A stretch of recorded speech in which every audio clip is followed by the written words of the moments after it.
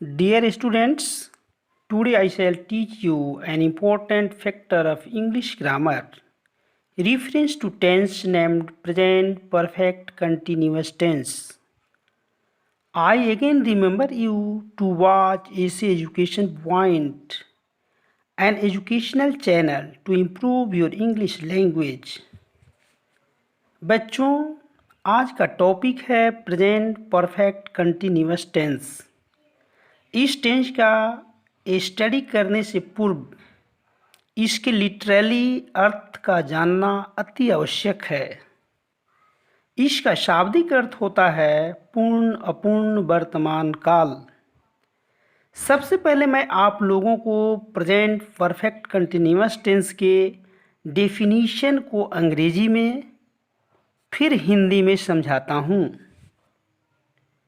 This tense indicates that an action began at some time in the past and is still continuing. अर्थात present perfect continuous tense यह दिखाता है कि कोई कार्य पास्ट टेंस में शुरू हुआ और वह अभी भी जारी है। जैसे वह 1 घंटे से पढ़ रहा है। रमेश 2 वर्षों से इस विद्यालय में पढ़ रहा है। अब मैं प्रेजेंट परफेक्ट कंटिन्यूअस टेंस के वाक्यों का पहचान बताता हूँ। इस टेंस में 2 प्रकार के वाक्य होते हैं। सबसे पहले हम इसका परिभाषा देखते हैं।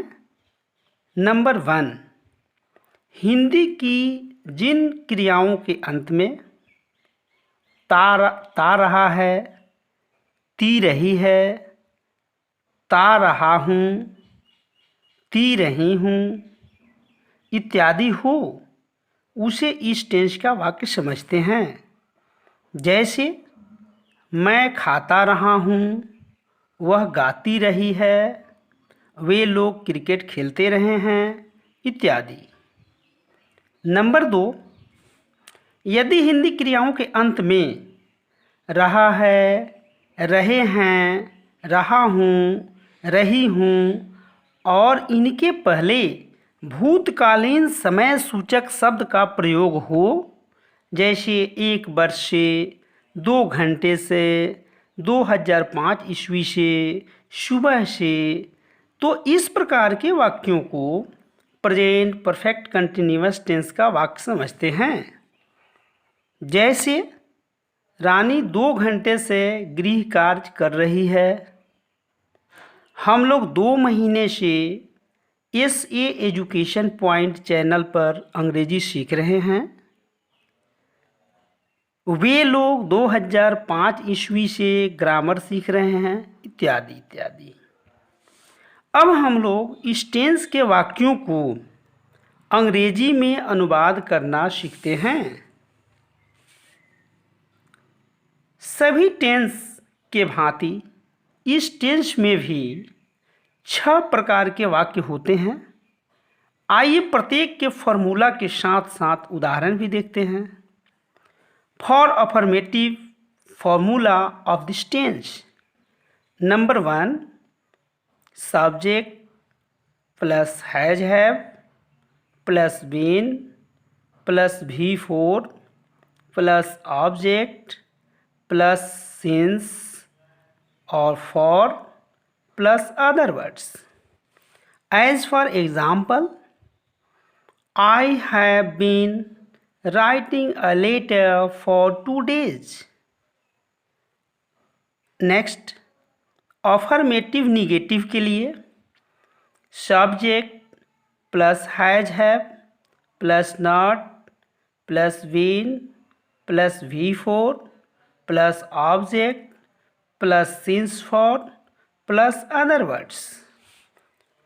उदाहरण के लिए, they have not been reading books since 9 o'clock in the morning।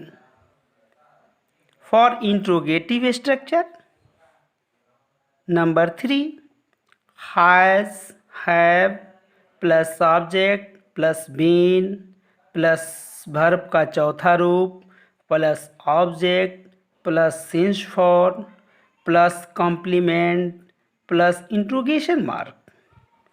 As for example, have you been reading in this school for 2 years?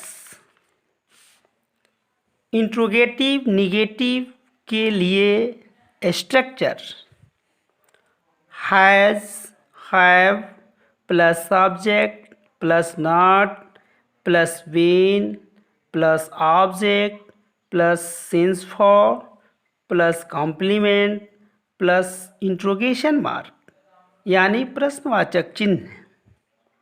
जैसे have you not been taking tea for half an hour.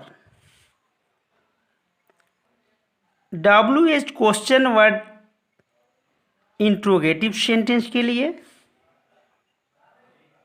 WH question word plus has have plus subject plus been plus V4 plus object plus since for plus complement plus interrogation mark.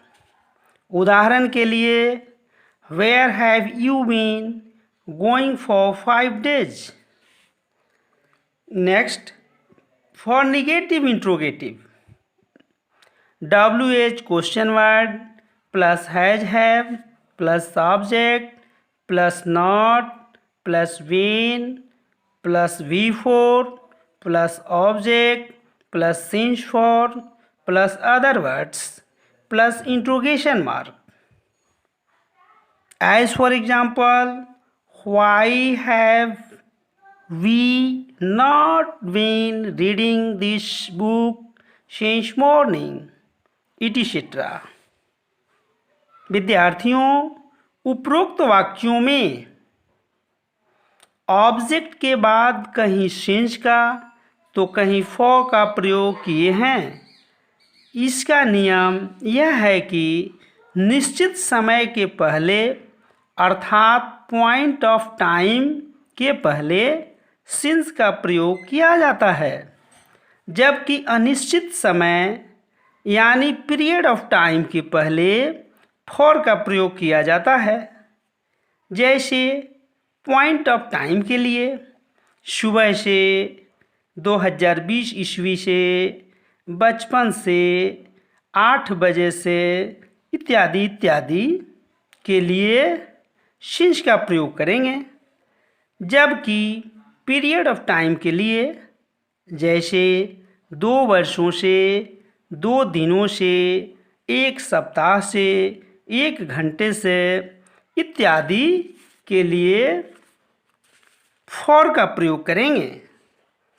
मैं आशा करता हूँ कि आप सभी मेरे दोस्त, मेरे प्यारे बच्चे प्रेजेंट परफेक्ट कंटिन्यूअस टेंस को समझ गए होंगे और इसे कई बार देखकर स्मरण भी कर लेंगे, ताकि भविष्य में इस प्रकार के वाक्यों का अनुवाद और आपको अंग्रेजी बोलने में बेटर रिजल्ट मिल सके.